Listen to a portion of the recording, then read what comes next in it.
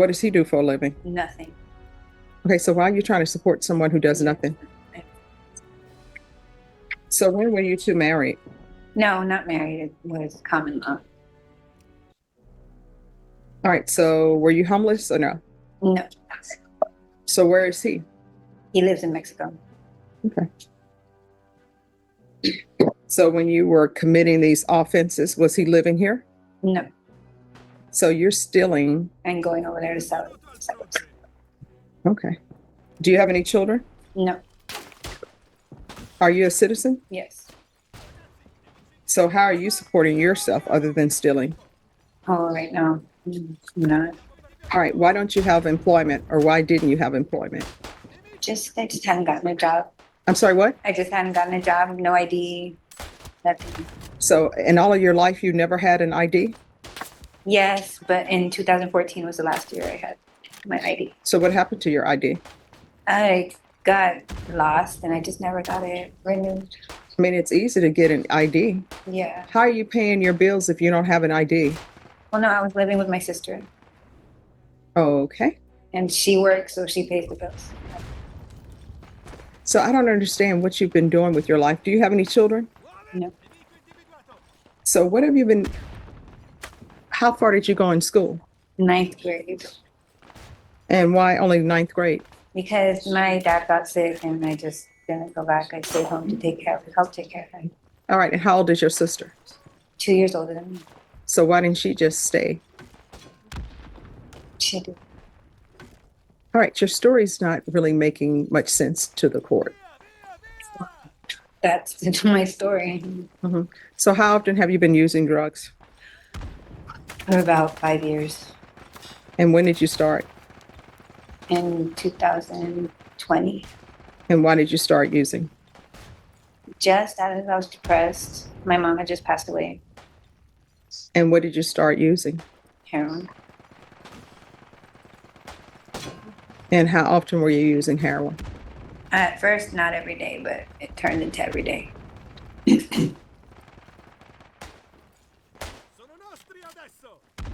And how did you support your habit? By stealing. And what else? And that's all. I would steal and sell the stuff. Who's buying pliers from you? No, I would use that to cut the alarms off. No one would buy pliers from me. Okay. All right. Anything else I should know about your client?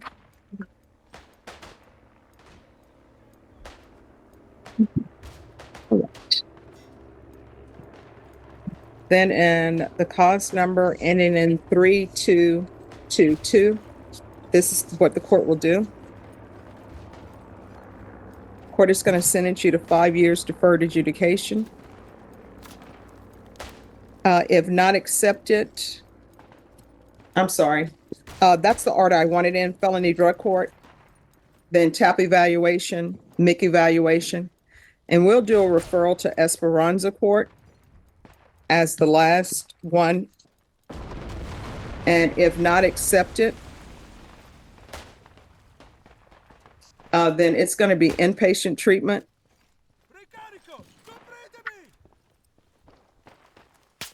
Ms. Abrams, what inpatient treatment would they recommend? She had been using heroin daily. She needs to be in an inpatient treatment facility. They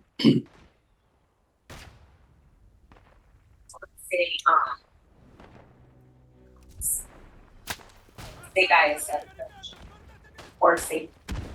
All right, safe P. Proof of employment within 30 days of release. There's to be no employment as a home health care provider or with minors.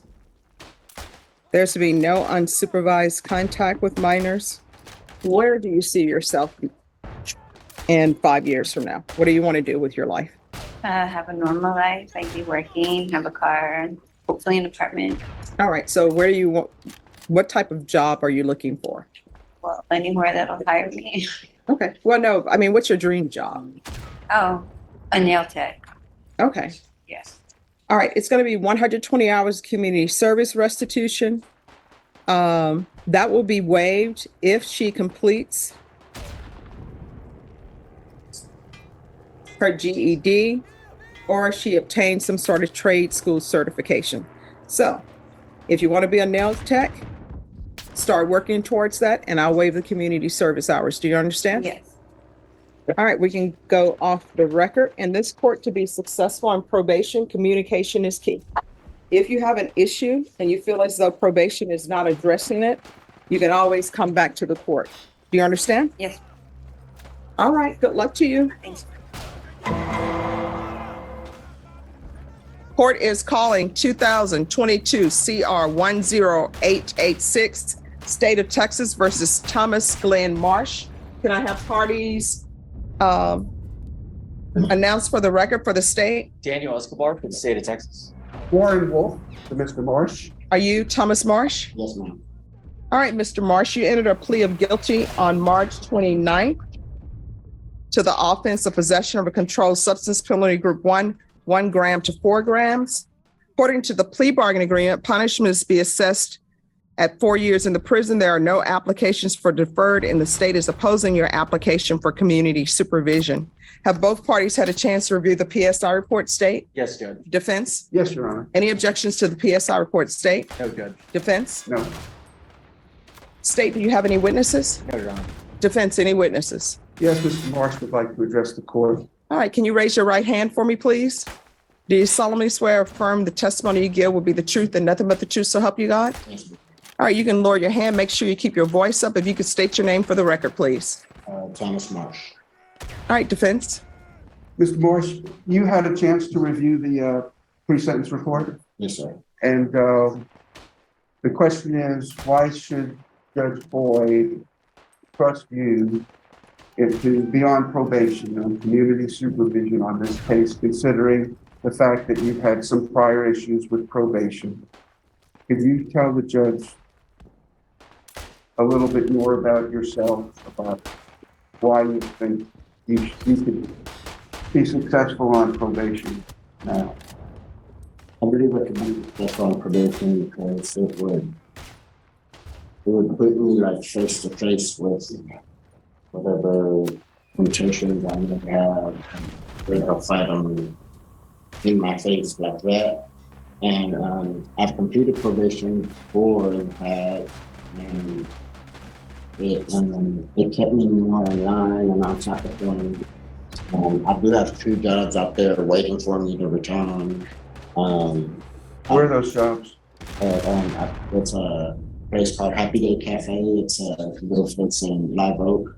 And at Dog Stars, it's at a dog groomer. It's in University City right up the street. I arrived with my significant other for 23 years.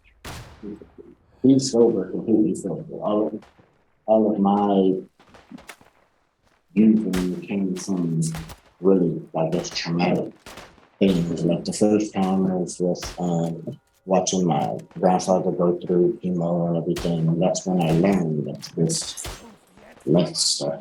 And what year was that? That was when he died, it was in 2012. Okay. And so then the next time is when my grandmother, I was watching my grandmother die. And that's when it was, I guess, a relapse you would call it, because in between all of that, I didn't really use. And so I think I'd be successful because, I mean, I'm not planning on losing anybody else. I've already discontinued the use of the methamphetamine like before the new year started. Not this.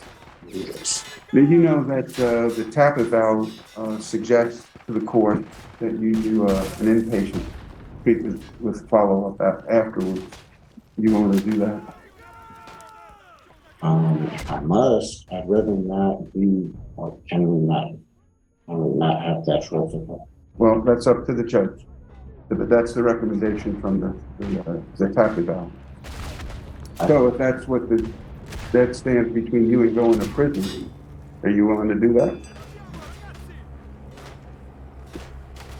Does that have to be right now? Oh, yeah. You're under examination. Here's the thing: if you don't want to go to inpatient treatment, just let the court know. Just due to health conditions and not knowing what. Oh, here's the thing: the answer to that is either yes or no. And you know what? I don't see anybody who's not being sober and using drugs telling people, "Hey, let me make sure that before I use any of your drugs, that you're putting the right things in it, and that people please wear your mask because COVID is an issue before I take your drugs and use them." Nobody's concerned about COVID when they're doing the puff puff pass. Nobody's concerned about COVID when they're taking a needle from somebody. I don't hear anybody saying that. So now when it's time for treatment and the hard work, people are saying, I'm concerned about health conditions. So when you were using, did you ask anybody if they had COVID? But I didn't. No, that's my question for you. When you were using drugs, did you ask anybody, before I take drugs from you, do you have COVID? Have you been following COVID protocols? Did you ever ask them that? But now when it comes time to potentially you going to treatment, your concern is about COVID. I'm just concerned about being housed around a whole bunch. Okay. No, I understand. Is there anything else? No, Your Honor. All right, this is what the court is going to do. The court is going to find you guilty, sentence you to 4 years in the prison. Take in consideration NIMAG number 701585, give you credit for any time served. If you wish, the court can have you placed in the therapeutic community, at least a recommendation for that. Would you like that? Therapeutic community. Yes. It doesn't increase your time that you're in the prison, but there's a potential for you to be placed in that program to help you with your drug issues. Yes, ma'am. All right, but you must request it. So I'm going to say therapeutic community. And I want you to know, I listened to what you were saying, but I also looked at your criminal history, and you've been given probation for drug cases and for DWIs for several times. All right, I'm showing you what's entitled Trial Court Certification of Defendant's Rights to Appeal. Did you review that with your attorney? Did you understand it? And did you sign it? Yes. Because this is a plea bargaining agreement, because I followed your plea bargaining agreement, and because you waived your right to appeal, you do not have the court's permission to appeal. Because this is a felony conviction, you're not allowed to own or possess any weapons or ammunition. If you have a question over what a weapon or ammunition is, you'll need to speak to an attorney. Do you understand? All right, we can go off the record. How old are you? 45. All right, you're 45. How old is your partner? It is 69. All right, so you are like me. You're close to being in the twilight of your life. You're going to have to make a decision on what you're going to do with your rest of your life. Either you're going to be in and out of prisons and in and out of jail. You're going to get to the point where you're going to be considered a habitual. And what that means is when you're considered a habitual offender for some felonies, if you're convicted, your minimum is 25 years prison. Do you understand? All right, good luck to you. You're welcome. Who's here on Jeff?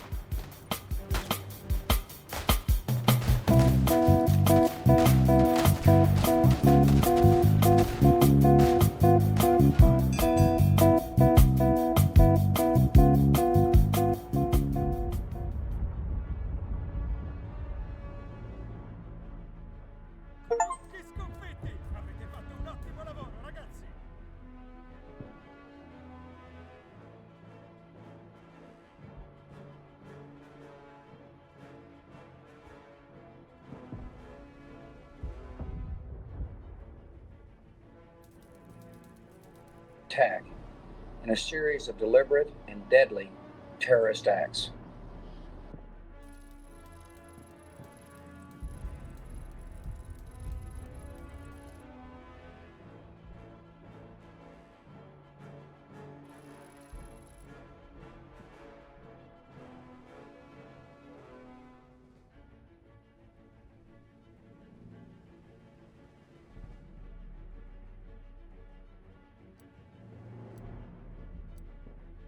Always happening, but finally got you on. Yep. So hello everyone. I'm Wyatt from Defense Politics Asia, and so happy to be here. Excellent. I love your videos, the daily stuff. so much has been happening, relative to before. It seemed like there was sort of gridlock there on the Eastern Front. We've had this invasion in Kursk, and then at the same time, Russia's been gaining kilometers worth of ground, which is a lot compared to recent events there on the Eastern Front. What do you think is the strategy with Ukraine here? They were losing war with attrition. Why would they invade Russia proper and thin the lines in the east? So from my perspective is that it was a pretty much, it feels like a stalemate. It could also be what the Russians wanted. They just wanted a firm line, and they just want to attrition Ukraine away, attrition the European economy away, buy time to do de-dollarization, moving of the financial system to the BRICS, whatnot. So there's a lot of game outside of Ukraine war. So Russia have its own summit in game plan. October. Yeah. So Russia have its own strategy and game plan. So which is why a lot of their actions is it cannot be explained. It doesn't make sense. Like every time where you thought that they will break through and then break out and continue the attack, they stop. And this happens a lot on the Russian side, which like it puzzles people, like including myself. I thought that okay, after they take this town, they will break through to another town, but they don't. So I think this premise is important to note that Russia ultimately is a bigger country with bigger population. They have the strategic depth to deal with Ukraine, and still continue to run a peacetime economy and whatnot. So that's that aside. Ukraine on the other side is they're struggling. The economy is in shambles. So and at the front line in their point of view is a stalemate. And then came the Kharkiv offensive from the Russian side. And this Kharkiv offensive I would say came a bit of a surprise probably to the Ukrainians. And they sent a lot of their very good troops to hold the line. And it was surprising because I think they probably bought into some of this hype, particularly probably around the pro-Ukrainian space, maybe even the pro-Russian space. There's all this talk about the Kharkiv offensive. The Russians want to get back to Kharkiv, which I have in my reporting, I kept telling people even before the offensive, there's no reasons for the Russians to take Kharkiv. And when the offensive started, I told my viewers that the Kharkiv offensive is going to be a diversion. But this diversion cannot be ignored. You have to meet this diversion to hold the Russians there, because the diversion force have a purpose. It will put pressure on you, and if you don't stop them, then it will turn into a major offensive. So the Ukrainians, however, seems to buy into the idea of the first one, where the Russians is launching a real offensive, and they sent a lot of their best troops, a lot of their good troops, to plug this hole. And can I ask something on that? Because I might be wrong about this, but it seemed like when they came down on the Kharkiv offensive, that a lot of the dragon teeth and bunkers and defensive lines that were supposed to have been built, that they got money to make, were just all piled up in one place and hadn't even been distributed. So if they're putting their crack troops up there, but they don't have the defensive positions they ought to have, even though it had been paid for, or was that just Telegram propaganda? I think it could be half. It does feels like they originally probably planned to do some defenses, but the budget isn't enough, or maybe there is corrupted businessmen involved. And from what I have briefly read, it seems that there is some some pressure, from this whoever businessman or somewhat, and force the ground people to sign off to say that the construction has been completed. So this was totally not revealed to anyone until the Kharkiv offensive started. Then they realized that the defense line is not there. All this dragon tooth thing or tiger tooth thing is all on the side of the road. They haven't really blocked it up or laid it out. And even if they laid it out, it's too small. All these pyramids is way smaller than the Russian ones. So it's actually not that effective. As a barrier. So that's a problem. So like they tried to copy what the Russians did, despite they first initially they scoffed about the Russians, you know, having to build all these defenses, which was nicknamed the Surovikin line. Then, but actually was a lot of it is built by the Wagner forces.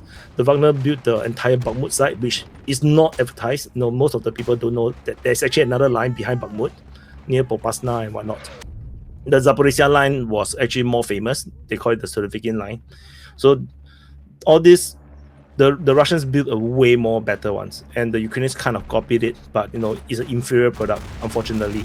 So, but I don't think it matters, because it is too expensive for the Ukrainians to really build the kind of line, I guess. Yeah, Even with hundreds of billions of dollars from the United States, they couldn't at least put some landmines or something up there. I mean, landmines, I'm quite sure they have. So the thing is that they don't believe the Russians is going to invade into Kharkiv, and which is why, you know, they are very underprepared. So they panicked and sent their best forces there, but somehow they have this bad habit of not accepting that they might lose certain grounds permanently. So they kept fighting for every single inch of land. They tried to hold every single inch of land, and they tried to keep on counterattacking, even if the tactically it already looks like a trap, like it's like a kill box, and they still sent forces in, and this is a bit very different when you look at the Russians. Like, they voluntarily gave up the entire northern front, the Kherson front. It's not partly because it is just so difficult to hold the logistic line that it's not worth it for them. They just felt like, okay, we can fight a longer war. Let's go to a more defendable line, and then we spread out our troops in a more sensible way. That's why we have the Surovikin line. The Ukrainians don't play this game.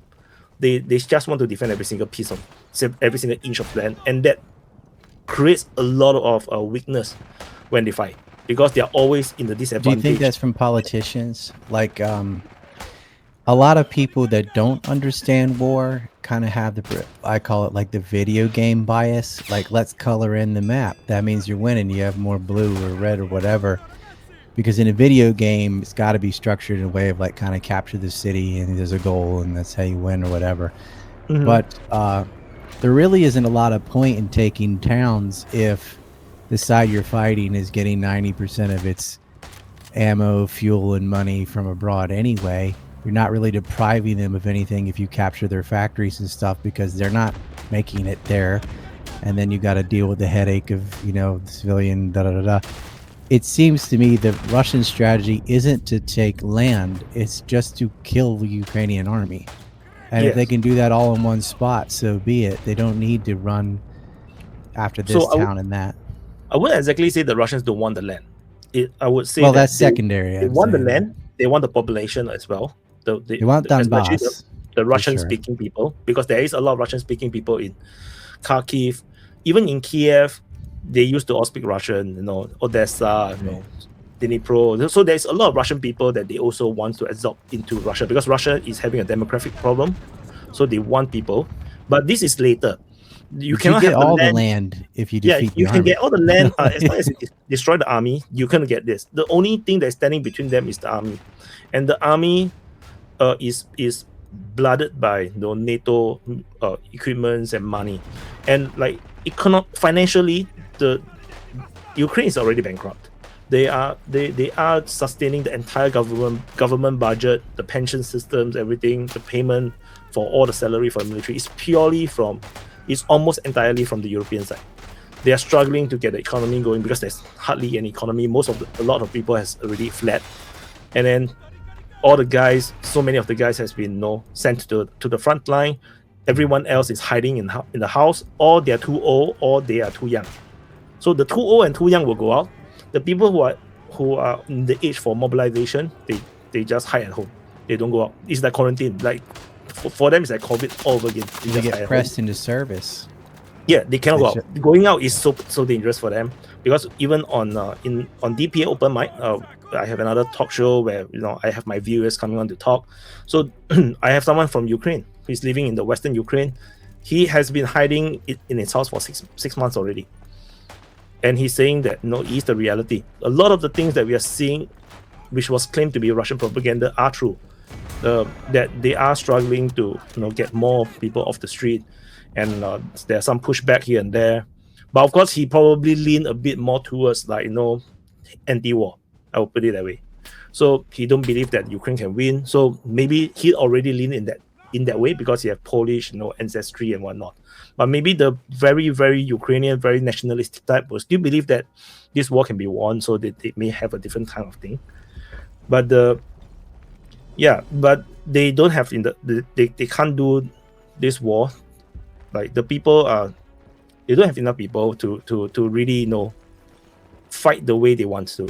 Then they don't have the money, the equipment. So You everything can't is up replace to your for the troops. Ukrainians. Yeah. Which is why we come back to your initial question about why what's happening right now. So the Kharkiv offensive created diversion. Then the Ukrainians sent the forces there, and apparently they seems to have drawn forces from some of the existing front lines, and it seems like they drawn a lot of forces from the New York front, where now one of the heaviest fighting is at New York at the Thorax city, and that front was, in my reporting, was always the most boring front because nothing ever happens there, because strategically it's an unimportant area, and it's heavily fortified. It is a pre-war, it's a civil war front line, so it's not expected that the Russians will ever attack there. So I think the Ukrainians believe that, and I also believe that the Russians will not attack there. But it seems like they may have taken out too much troops, and the Russians may have observed that, and then they started to launch this offensive into New York. And at this moment, New York seemingly has already been fully captured. Thorax has already been invaded. There's fighting within the city, and the Ukrainians now is caught into in no man's land. You can't defend here because you're already committed in the Kharkiv side, and then you're losing grounds here. You're not kicking out the Russians there. So they seems to be planning all this offensive for some time as well. The one that we are seeing now in Kursk. So they launched a Kursk offensive, probably to try to get some Really positive pressure. news. It's more, to me, it's more like a PR, partly a PR thing, because strategically it is impossible for Ukraine to conquer Russia. There's no world, if we imagine Nazi Germany, which was the most powerful military of those times, cannot even defeat Russia, then or Soviet Union those days, then I don't think the Ukraine, which is a much weaker country, relatively speaking, would ever do it. But they have to do something because the news has been so negative, and they're losing out in terms of the headlines, the space in the newspaper to the Israeli Gaza war.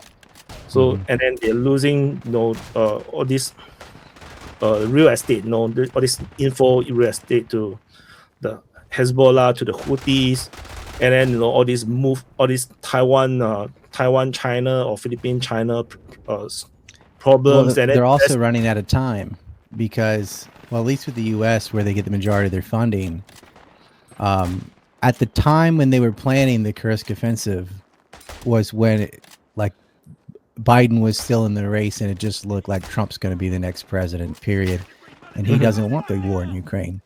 So when they designed this sort of Hail Mary was when that was happening before Harris came in. She may still lose too, but they're like, I think they thought the Russians aren't going to cross the Dnieper. They're not going to keep going west anyway. We're going to lose that territory. We need to do something to keep the donors on board. Yeah. So let's trade Illinois for North Dakota, but it'll look good because we'll color in a bunch of stuff. We'll get some tree lines and some farms or whatever. But people who don't know about war won't know the difference, and we'll get their support. We'll get the money. This is actually the to reality. keep it going.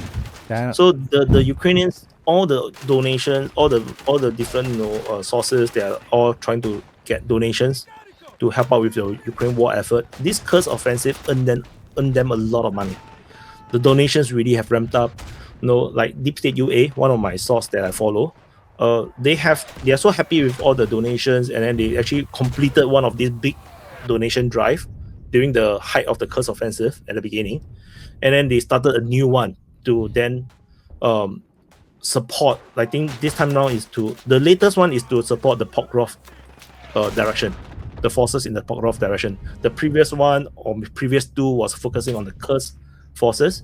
So they are really using this offensive as a PR campaign to drive donations as well, because and it's probably not just from Ukrainians, from overseas foreigners.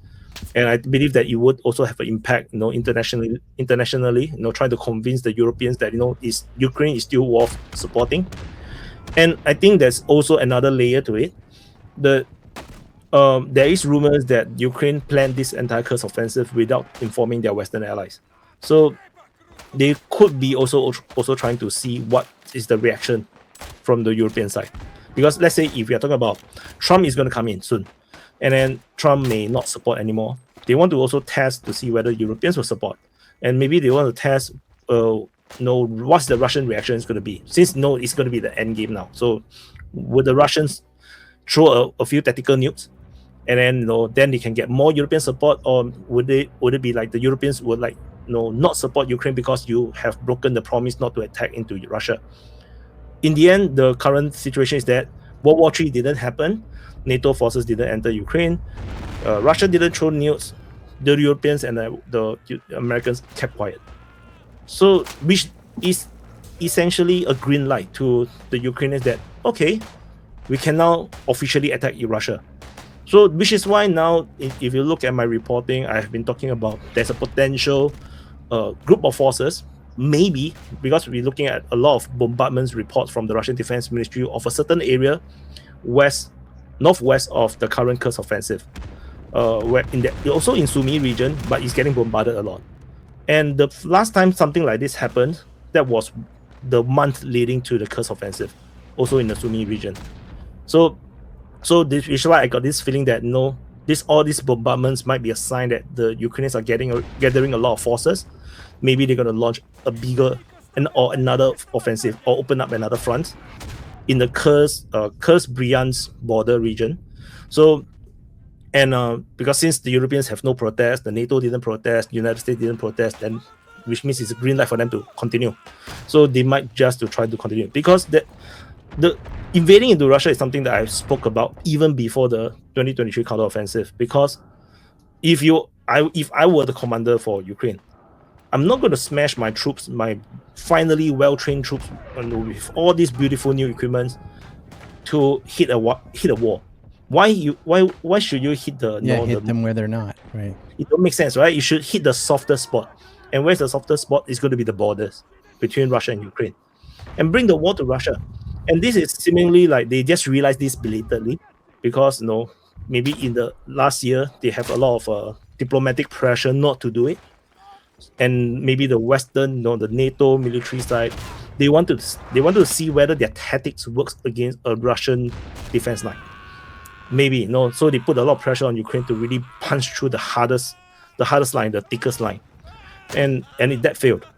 They didn't even get into a quarter depth. Yeah, their summer offensive was abysmal.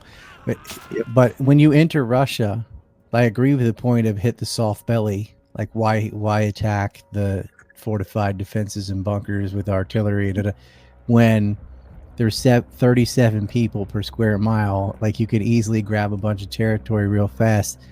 But when you cross the border and you attack Russia proper, you now galvanized the Russian population against you. Because it would go one of two ways: either you demoralize them, or the opposite. Then everybody that was sort of, I'm sick of this war, now they're going to swarm on you like a hornet's nest because you just hit their own territory. That's different. So that is the argument, like when I first talk about all this, and because my channel, although I'm neutral, a lot of my followers are pro-Russian. And of course, they say, this is going to start World War III, and Russia is going to start throwing nukes and whatnot. Then they say that this is stupid. But they also held the belief that Ukraine is doomed. There's no win for Ukraine. Then I say that these two things cannot match.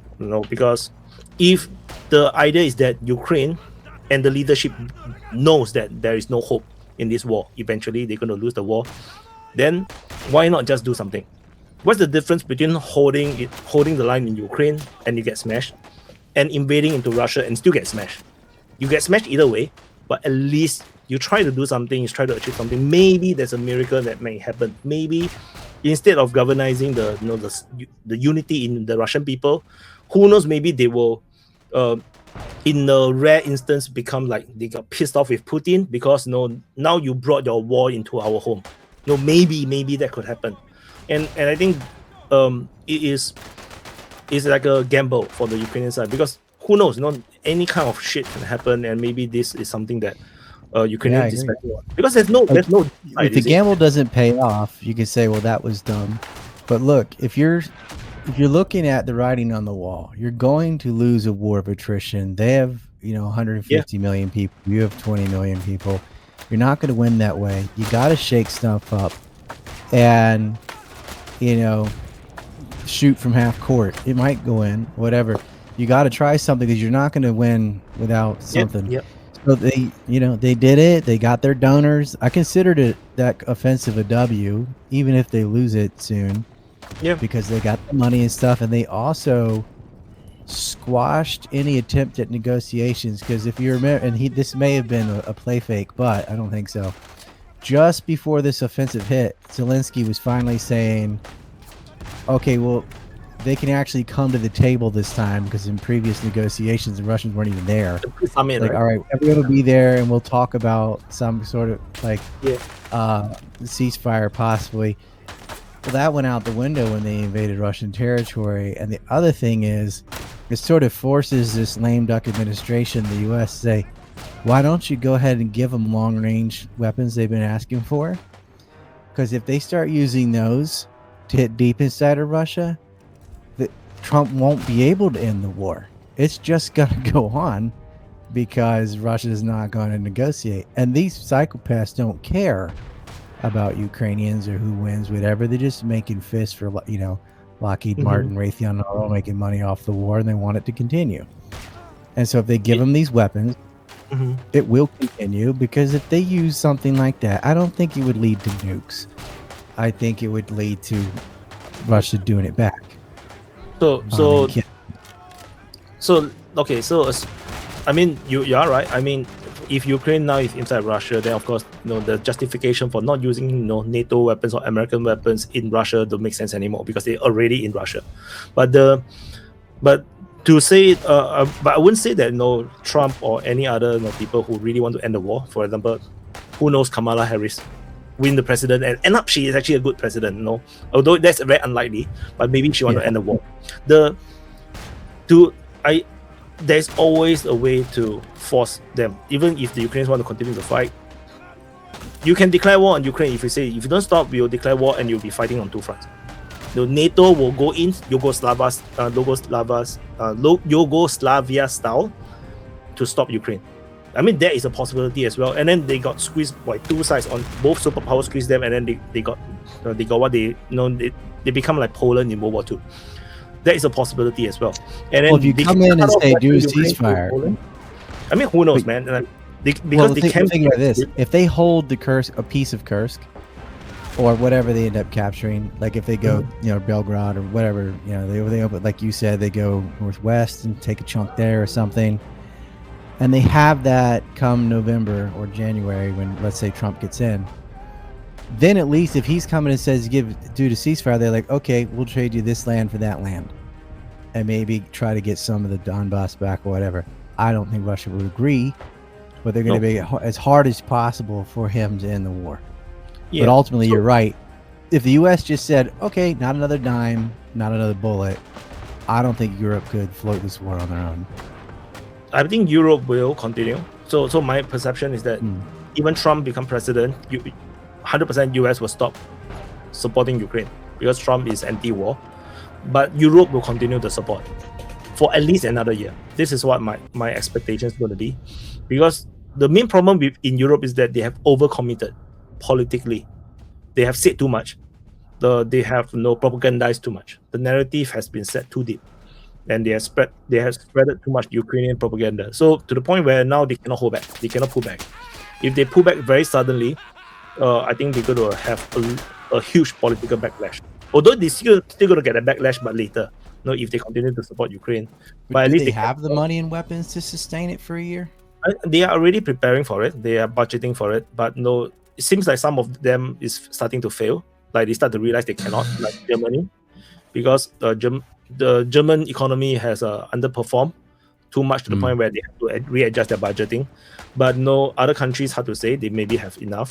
So I think Europe will continue to try, but no, they at least they buy some time, at least 1 year to make up stories on why they shouldn't support Ukraine anymore. Because The they U.S. is can't going to suddenly pull ahead change. so far if Europe and Russia continue to fight and America's out of it.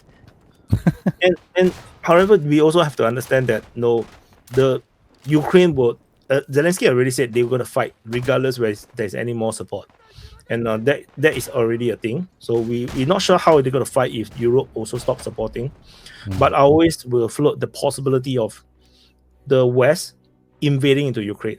That is always a possibility. I think that people should not just forget about it. Like, it may seem impossible right now, but in the event where Ukraine become rogue, because they are actually quite crazy, if like they are doing a lot of things to try to start a World War III. They try to scam the NATO forces into entering the Ukraine war. They trying to scare Moldova. They accidentally Transnistria. bombed Poland one time with Yeah, they air talk about defense Belarus system. That, wanting to you remember invade. that? Yeah, they want to invade. They keep talking about Belarus want to invade Ukraine or invade or fight into Poland. They make up a lot of stories, all this and that. So, and even in negotiation, in diplomacy, Ukraine seems to be extremely unreliable, untrustworthy, and they and even when especially in the first year, they are extremely they cannot control their mouth. Put it that way. Like the Germany is giving them weapons and whatnot. They're trying to do their best, in their limitations. But then they can't say thank you. They instead they say that you're not giving us enough. They like criticize in a bad way of all these politicians that is not supporting more, and that pissed off the Germans. Then after that, Zelensky came out with these very weird videos like he said thank you to every single country one by one on Twitter. That it was very deliberate because because the backlash was so big to the point where they have to do this T-shirt and because Yeah, he's got no time to dress up. It He's a was war- in 2022. So he made a video. He said, "Thank you, one country by one country. Thank you, France. Thank you, UK. Thank you, thank you." Well, the whole video is just him saying thank you because the week before, the entire foreign affairs, they just pissed off too many people. So, and they seem to project this image of ungratefulness. So that is there's actually this divide between Ukraine and the rest of Europe. They don't really like each other that much, despite whatever we see. But they are playing this game anyway. Ukraine need the funding and the weapons, and they know that the Europeans are just playing them out, but they have no choice. They just have to play on this story, this game, and then the Europeans clearly is using Ukraine. No, but they still have to put up the image. They don't want Ukraine to actually have victory. They don't want Ukraine to actually fight effectively. No, and Ukraine knows it as well, which is why Ukraine was always so nasty, especially in the first year. And then, yeah, so you can They're always being see used as a battering ram, or as Larry Johnson said, not a battering ram, a crash test dummy. the interesting thing is all of them know the game. Everyone knows. Zelensky knows. The European Union knows. Everybody knows what's the game right now. It's just that they can't stop. It's a bit like in World War I, where the trench warfare have killed off millions of people, and everybody knows it's a stupid war, but nobody can stop it. Like they have to play on this game to the end. Ukraine war currently is like this kind of situation where you have to continue to play the game. You can't stop, and that is the scary part, especially for Europe, because it's like they put themselves in this unnecessary position where they want to support Ukraine endlessly, and they wanted to play this game of flirting with Russia, saying that we want Ukraine in NATO, and then trying to play this game of chicken. I never to see understood whether Russia will why. invade. Like, why not get cheap oil and gas from Russia? be trading partners and have peace. Like, it's in your own interest. What do you hate Russia so much So that you're going to risk? So there is the deeper conspiracy. Okay, so there's another layer. So because there's always a game beyond a game beyond a game, or inside the game inside the game. I don't know which direction to go, but the Russian dolls.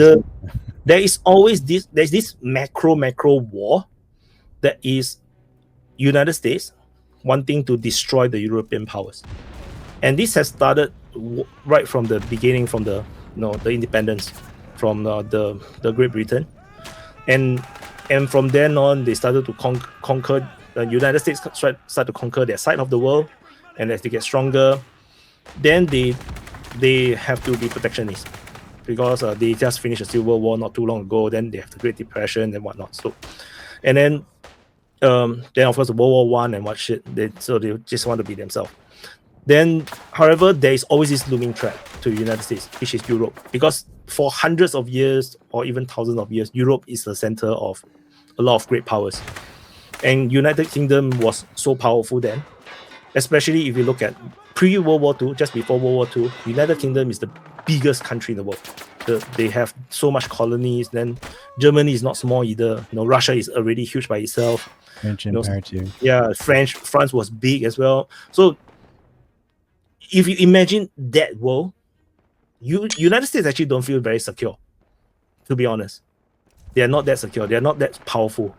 So then the navy, the military strength was actually below of United Kingdom.